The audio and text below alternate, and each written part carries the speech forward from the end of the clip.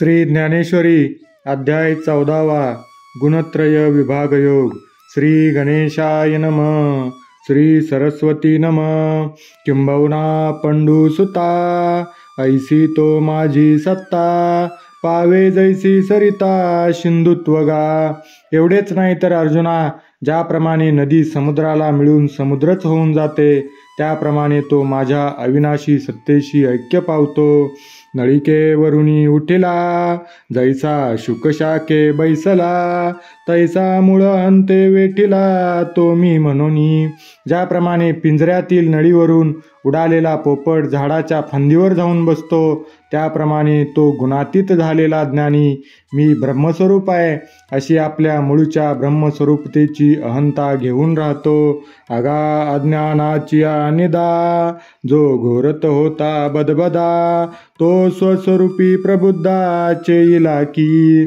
असे झाले असता जो जीव अज्ञानाच्या झोपेत सारखा घोरत पडला होता, तो अर्जुना ती निद्रा टाकून देऊन आपल्या ब्रह्मस्वरूपाच्या ठिकाणी जागा होतो.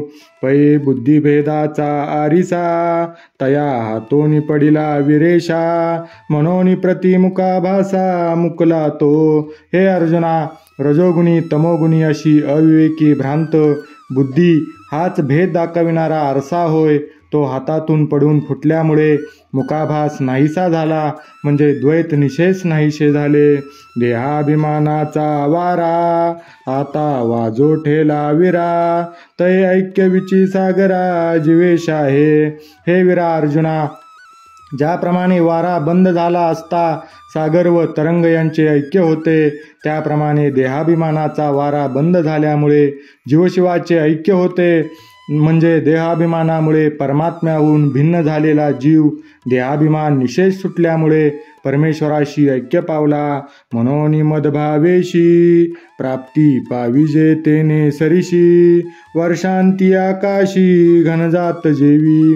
ज्याप्रमाणे वर्षा ऋतूच्या शेवटी मेघ आकाश रूप होऊन जातात, त्याप्रमाणेच अज्ञानभ्रांती पूर्ण नाहीशी झाल्याबरोबर देहाभिमान नाहीसा होऊन जीव माझ्याशी ऐक्य पावतो.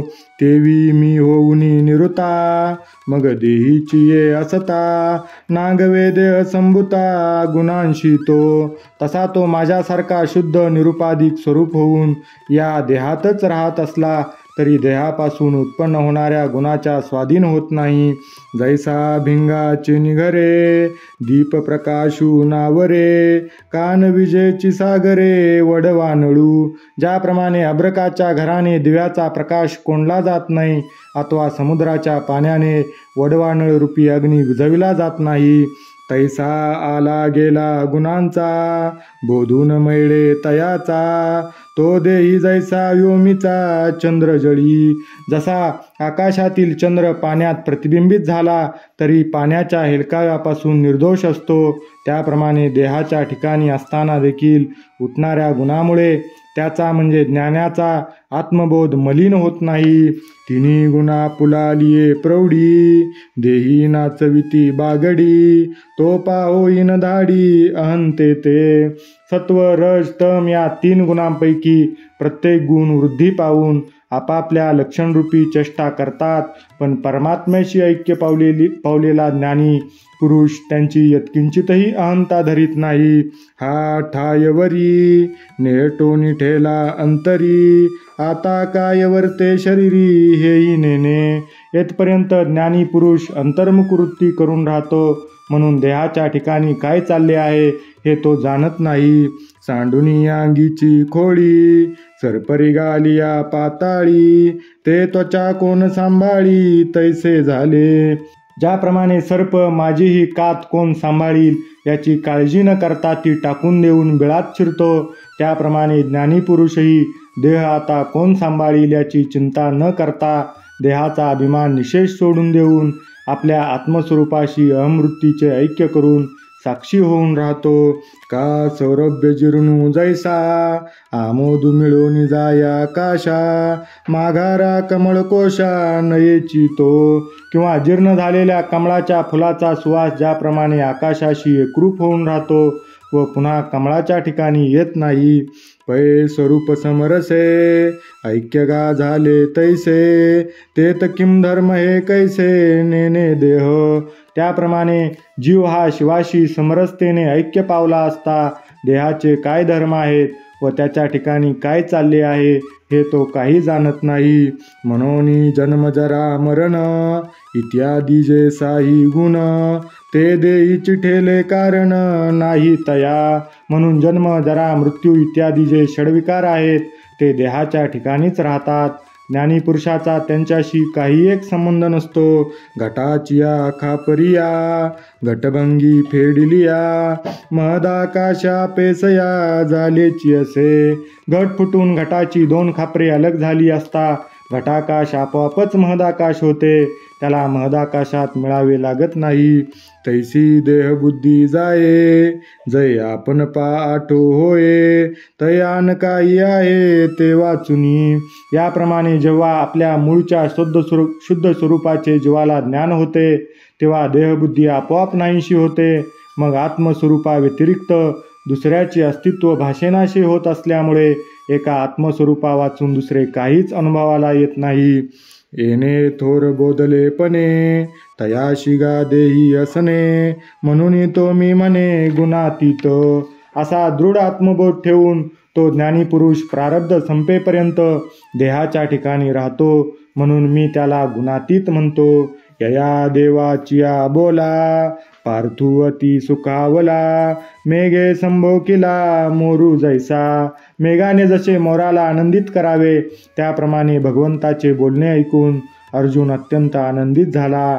अर्जुन वाच कैलिंगे स्त्रीन गुणानेतान तितो भवती प्रभो किमाचारा कथम चैतां स्त्रीन गुणानती वर्तते. ज्ञानोबा तुकाराम तेने तोषे वीर पुषे जी कोणी चिन्ही तो दिशे जया माझी वशे ऐसा बोधू. असे भगवंताचे बोलणे ऐकून संतुष्ट झालेला तो वीर अर्जुन विचारू लागला की ज्याच्या ठिकाणी आपण सांगितल्याप्रमाणे दृढ आत्मबोध झाला आहे असा पुरुष कशा लक्षणाचा असतो. तो निर्गुण काय आचरे कैसे निगुण निस्तरे हे सांगिजो माहेरे कृपेचेनी. हे कृपाळू मायबापा श्रीकृष्णा, गुणरहित कोणते आचरण करतो व कोणत्या साधनाने तो गुणरहित होतो हे मला सांगा.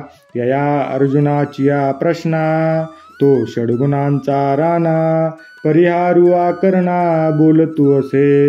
या अर्जुनाच्या प्रश्नावर उत्तर देऊन त्याच्या शंकेचा परिहार करण्याकरता तो षडगुणादी अपरिमित ऐश्वर्यवान श्रीकृष्ण सांगतो ते आता ऐका.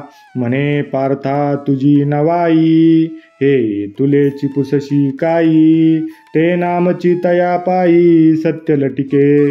अर्जुना, तुझे आश्चर्य वाटते एवढेच काय विचारतोस. त्याला गुणातीत हे जे नाव दिले गेले तेच खरे आहे व खोटेही आहे. गुणातीत जया नावे तो गुणाधीन तरी नव्हे ना होय तरी नागवे गुणायया.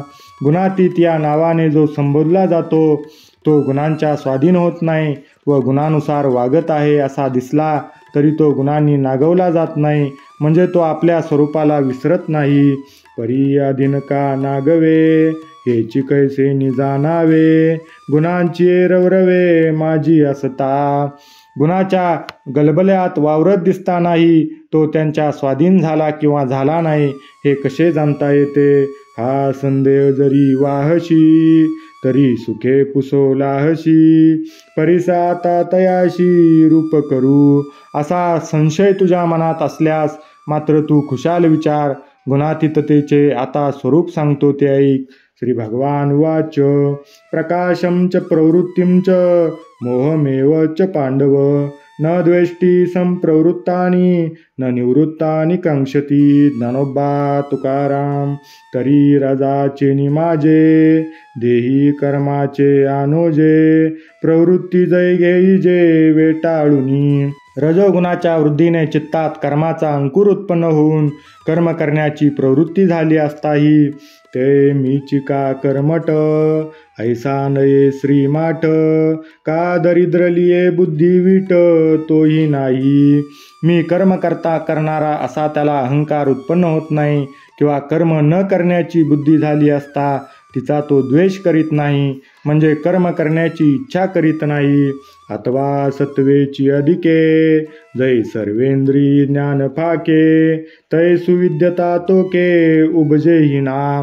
किंवा सत्वगुणाच्या वृद्धीने सर्व इंद्रियांच्या ठिकाणी ज्ञानाचा विकास झाला असता मी सुविद्य आहे असा त्याला संतोष वाटत नाही किंवा खेदही होत नाही. का वाढिनले नीतमे न गिळिजेची मोह भ्रमे तै अज्ञानत्वे न श्रमे घेणेही नाही. किंवा तमोगुण वाढला असता तो अविवेक भ्रमाने ग्रासला जात नाही, म्हणूनच तो अज्ञान घेत नाही व त्यामुळे तो कष्टी होत नाही. पै मोहाच्या अवसरी ज्ञानाची चाडण धरी ज्ञाने कर्मे ना धरी होता न दुःखी. चित्तात अविवेक वृत्ती उठली असता तो ज्ञानाची इच्छा करीत नाही, ज्ञानामुळे कर्माचा आदर करून कर्म करण्याची इच्छा करीत नाही व कर्म घडले असता दुःखी होत नाही. सायं प्रातर मध्याना या तिन्ही काळांची गणना नाही जेवी तपना तैसा असे. ज्याप्रमाणे सूर्याचा प्रकाश सायंकाळ, प्रातःकाळ, मध्यान्हकाळ अशी कालगणना करीत नाही, तो सूर्याच्या ठिकाणी सदासारखा असतो, त्याप्रमाणे गुणातीत पुरुष निर्विकार असतो. तया वेगळाची काय प्रकाशे ज्ञानित्व यावे असे काही जळार्णव पाऊसे साजा होय. स्वप्रकाश सोडून दुसऱ्या प्रकाशाने त्याला ज्ञानीपणा येतो काय? समुद्र क्षीण होऊन तो पावसाने भरला असे होते काय? ना प्रवर्तलेनी कर्मे कर्मटत्व तया का गमे सांगे हिमवंतु हिमे कापे काही. किंवा कर्म प्रवृत्तीच्या योगाने त्याला कर्मटत्व येते काय? अत्यंत थंडीने हिमालय पर्वत थरथर कापतो का? ना तरी मोह आलिया काही पा ज्ञाना मुखी जेल तया होमा आगीते उन्हाळे या जाळवत असे. किंवा प्रारब्धानुसार मोह किंवा अविवेक उत्पन्न झाला असता आत्मज्ञान त्याला सोडील काय? होमाग्नीला उन्हाळा जाळता येईल काय? किंवा उन्हाळ्याला अग्नी जाळता येईल काय? श्लोक उदासीन वदासीनो गुणेर्यो न विचाल्यते गुणावर्तंत इत्येव यो वतिष्ठती नेंगते. ज्ञानोबा तुकाराम तैसे गुणागुण कार्य हे आगवेची आपण आहे म्हणून एकेकानो हे तडा तोडी.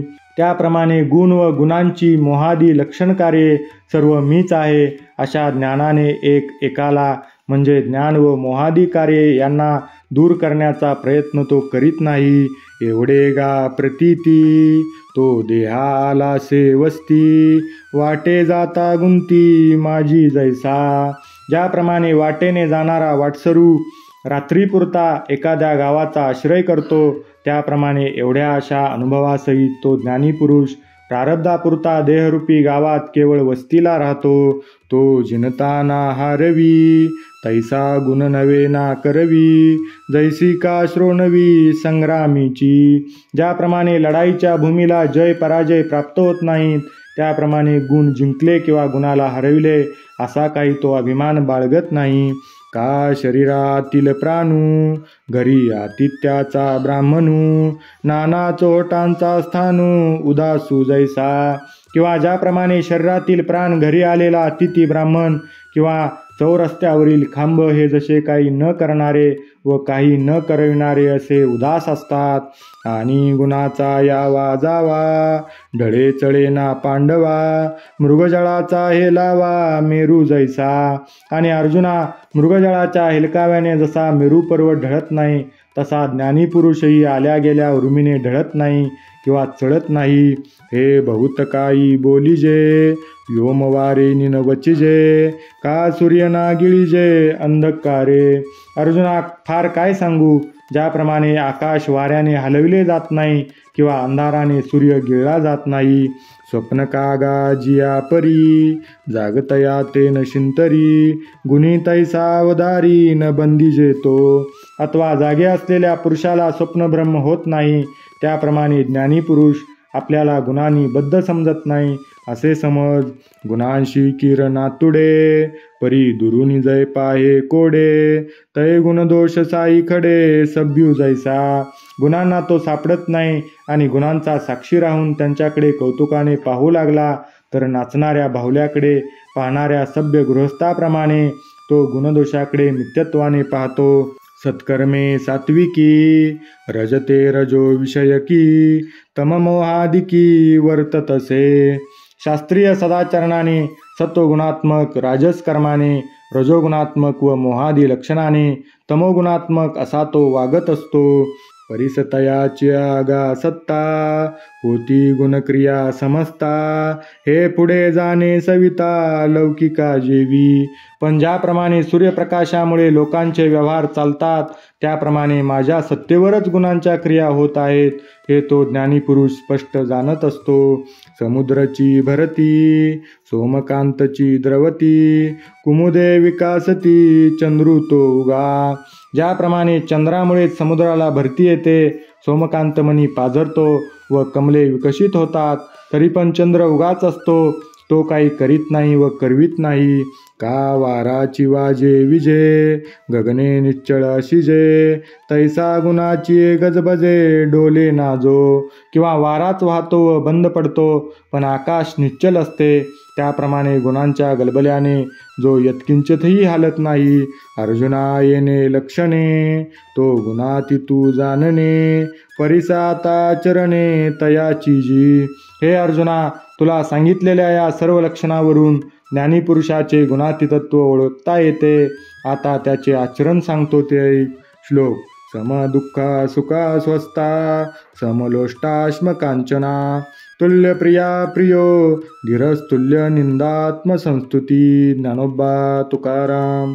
तरी वस्त्राशी पाटी पोटी नाही सुता वाचुनी किरीटी ऐसे सुये दिठी चराचर मद्रुपे.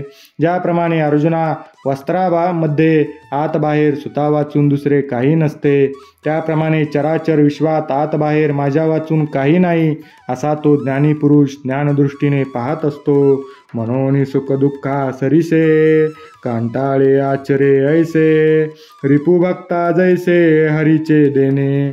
म्हणून ज्याप्रमाणे परमात्मा आपल्या विरोधी असलेल्या शत्रूला व भक्ताला सारखेच फळ देतो, त्याप्रमाणे सुख व दुःख यांना तो सारखेच मानत असतो. पुंडलिक वरदा हरी विठ्ठल. श्री ज्ञानदेव तुकाराम. पंढरीनाथ भगवान की जय.